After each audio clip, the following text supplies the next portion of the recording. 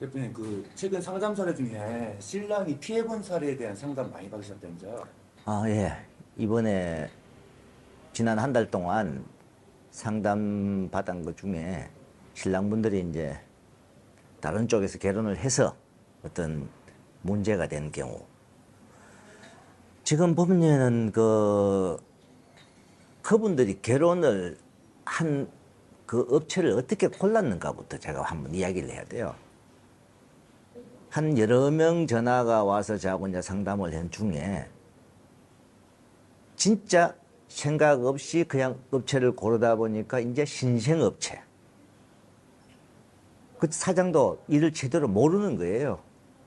그냥 베트남 쪽 마담하고 연결시켜서 막 그냥 결혼시키다 보니까 문제가 터지고 어떤 문제가 있어요? 자, 거기 같은 경우는 신부가 점검 자체가 없고 문신이 있고 없고 그 신랑이 그래도 좀 그러니까 문신이 좀 크게 있는 건 이렇게 신랑 자신이 이제 안 하려고 이렇게 한 거예요. 했는데 그래도 몸에 있는 문신은 모르잖아요. 그러니까 문신이 있는 여성을 골다 보니까 이 여성이 성격이 화내고 삐지고 처음에 결혼해서 2, 3일 정도 같이 있을 때는 모르죠. 그 이후에 한국 돌아가서 하니까 그런 부분이 막 생기는 거죠. 그 다음에 용돈을 많이 요구하고 뭐 내가 딱 나오는 게 아이폰 사주세요. 이런 게 이런 레파토리가 나오는 거예요. 그래서 이분도 도저히 이 결혼을 못 하겠다고 이제 이야기를 하다 보니까 그쪽 업체에서는 사장도 나 몰라라. 이래 보니까 베트남 현지 쪽에 마담 쪽에서 이제 막 떠넘겨 버린 거죠. 사장은 그쪽에서 연락이 오는 거죠.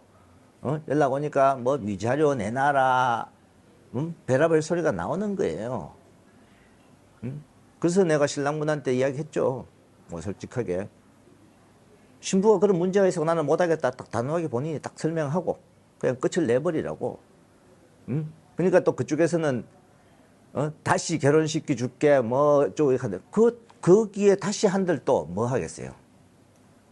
그러니까 전혀 모르는 초짜 업체에서 한 경우 또 그 다음에는 뭐냐면은 정상 업체가 아니고 인터넷상에 왜 아가씨 영상 올리고 이런 부분 그런 데서 그걸 보고 간 거예요. 와서 보니까 속전속결로 해버리는 거예요. 그런 데는 와서 그날 말씀 보고 그 다음날 아침에 바로 결혼식. 신부 체크 점검 자체가 없는 거예요. 아무것도. 하루 정도는 더 체크를 해야 되는데 그 체크도 안 하고.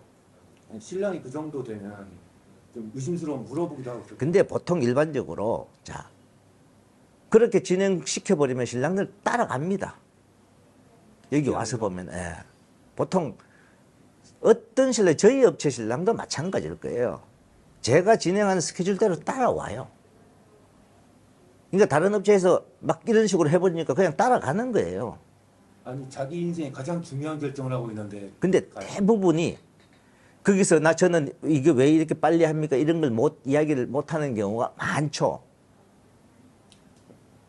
그러다 보니까 일단은 신부가 또 이쁘니까 그러고 나서 한국 돌아가서 이제 생각을 하면은 이거 뭔가 이상한 데 느낌이 들기 시작하고 그러고 나다 보면은 이제 이 신부의 안 좋은 점이 막 나오는 거예요.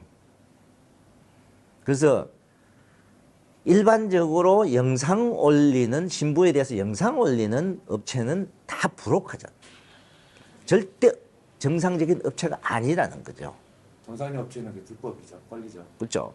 그러다 보면은 그쪽에서는 진짜 어떤 경우도 그냥 결혼시키면 되는 거예요.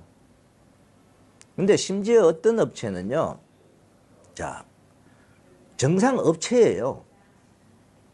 정상 업체인데도 신랑을 상담을 하고, 그 다음에 계약서도 안 쓰고, 계약금 입금시키니까 베트남 데려왔어. 와서 막 그런 식으로 결혼을 시키는데 어떤 문제? 첫날 맞선 보고, 둘째 날 약식 결혼식 올리고, 셋째 날, 넷째 날 신랑이 바깥 구경을 못, 밖에 데리고 나가는 것도 없이, 여행도 없이 호텔에만 있으세요. 그러니까 신부는 호텔에서 계속 잠만 자더래. 신혼여행 나가고. 그런 것도 없고.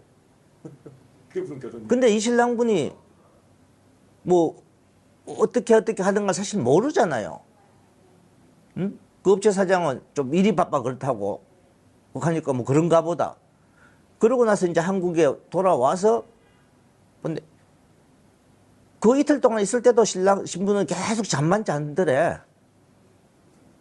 근데 와서도 역시 아니더라. 전화할 때마다 집에서 잠만 자고. 이게 신랑에 대한 어떤 뭔가 의사 표시, 이 결혼을 진짜 하고 싶은 의욕이 있는 사람인지도 모르는 거죠. 그렇죠? 어떤 그런 신부가 문제가 있는 사람이든 한데 그쪽에서는 무조건 잔금 내놓으세요. 법적 조치 취합니다. 그것도 우리나라에서 이름만 대면 아는 분이에요. 그런데 그래요? 예.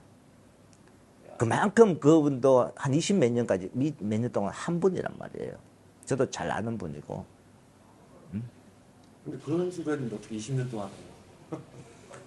사고가 생겼을 텐데. 많이 생겼죠. 영업 정지 먹고 폐업까지 당하고 또 다른 사람 이름으로 내고 막 이런 식으로.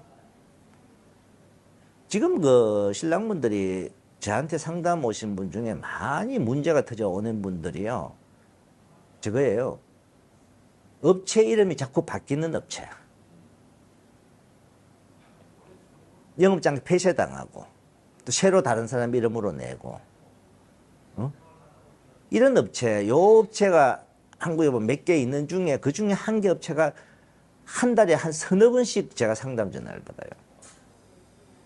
근데 문제는 여기서 이 업체가 유튜브 방송을 하니까 방송한 내용, 방송에 막 신부들, 신랑들 뭐 결혼하는 거 이런 거 사진 올리고 또 저도 사실 그 업체에 내가 한 번 딱 방송을 들어가 본 적이 있어요. 아니 뭐 그럴싸하게 말해요. 국제결혼에 대해서 모든 걸 파헤쳐 드리겠습니다. 이렇게. 응? 쉽게 말해서 확 다 오픈하는 것처럼 말하면서 거기에 신랑분들이 끌리는 거죠. 얼마나 현실적으로 설명을 하느냐, 이런 걸 좀 두고 보고 그 다음에 거기 업체에 좀 더 알아본 다음에 해야 되는데 이 업체 뭐 잘 하는가 보다. 이 업체가 얼마나 오래됐고 허가 번호 보면 우리 그 국제결혼 등록 번호 보면 알아요. 우리나라의 국제결혼 등록 번호가 처음 생긴 게 2008년도입니다. 그러니까 오래된 업체들은요 항상 국제 08이라고 돼 있어요.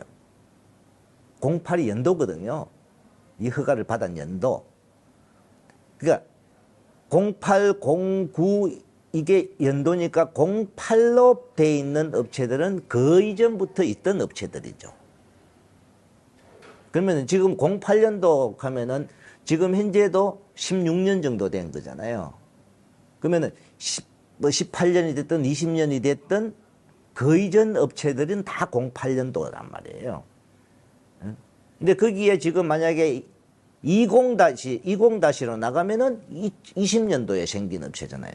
이런 거 좀 보고. 근데 그 사장이 우리는 만약에 뭐 15년 했어요, 20년 했어요 했는데 허가 번호는 최근 거다. 자꾸 바뀐 거단 말이에요. 그러면 그 업체는 문제가 있는 업체예요. 근데 그런 것도 좀 우리 그 국제결혼 등록 업체의 등록 번호 보는 것도 좀 신랑분들이 알고, 그 다음에 유튜브 방송을 보고 하더라도 유튜브 방송에 그 업체의 등록 번호 이런 것도 다 제대로 올려놓는 업체. 근데 그런 것도 없이 그냥 왜 카톡 아이디만 딱 한 개 올려놓고 하는 그는 브로커라고 봐야죠. 무조건. 그러면은 거기서 문제가 터지면 누가 보상해줘요?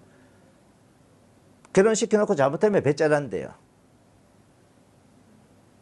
그런 부분은 신랑분들이 항상 알고 저한테 상담 오시는 분들이 가장 제가 안타까운 게 제가 그분들한테 물어요. 제 방송에 그거 다 설명해놨는데 그 방송 안 보셨나요? 물어보면은 그 이후에 봤어요. 이러니까. 그래서 좀 더 제가 지금 이 말을 드리는 거는 신랑분들이 업체를 선정하든 어떻게 하든 좀 더 신중하게, 좀 더 확실히 좀 더 깊이 좀 생각해 보시라는. 브로커 금액 좀 싸다고 얼른 하지 마시라고. 좀 그걸 좀 말씀드리고 싶어서 오늘 이 말을 하는 겁니다.